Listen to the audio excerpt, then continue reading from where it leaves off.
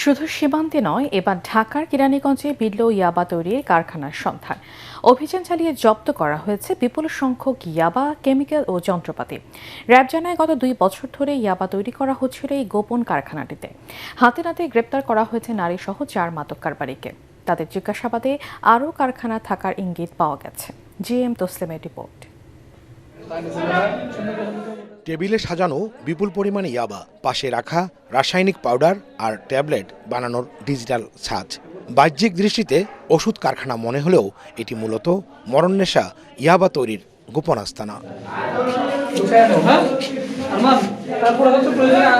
বৃহস্পতিবার রাতে কেরানীগঞ্জের মডেল থানার মধ্যচরে অভিযান চালিয়ে এই কারখানার সন্ধান পায় র্যাব 10, যেখান থেকে প্রায় 2000 পিস ইয়াবা, বিভিন্ন ধরনের পাউডার সদৃশ্য কাঁচামাল, যন্ত্রপাতি, 5টি মোবাইল ফোন এবং একটি ওজন পরিমাপক যন্ত্র জব্দ করা হয়।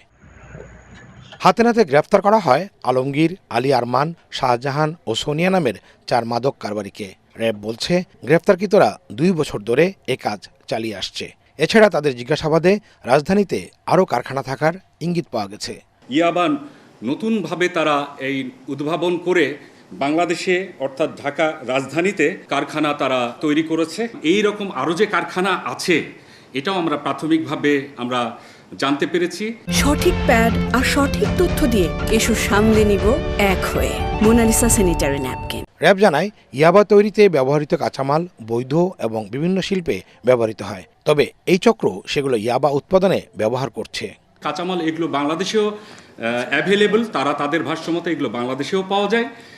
বাট এইটার যে সিস্টেম, বানানোর সিস্টেম, ওদের যে মেশিন এবং যে রেশিওগুলো করা, এটা পদ্ধতিটা তারা যেভাবেই হোক জেনেছে। আমরা এর পরবর্তীতে মামলার পরে আমরা এটা তদন্ত করার চেষ্টা করব। এই মাদক ব্যবসায়ীরা কামরাঙ্গীর চর ও পুরানো ঢাকা সহ বিভিন্ন এলাকায় তাদের নেটওয়ার্ক পরিচালনা করত বলেও জানিয়েছেন র্যাবের এই কর্মকর্তা। নামাজ পড়ে আমরা জিএম তসলিম, এটিএন বাংলা, ঢাকা।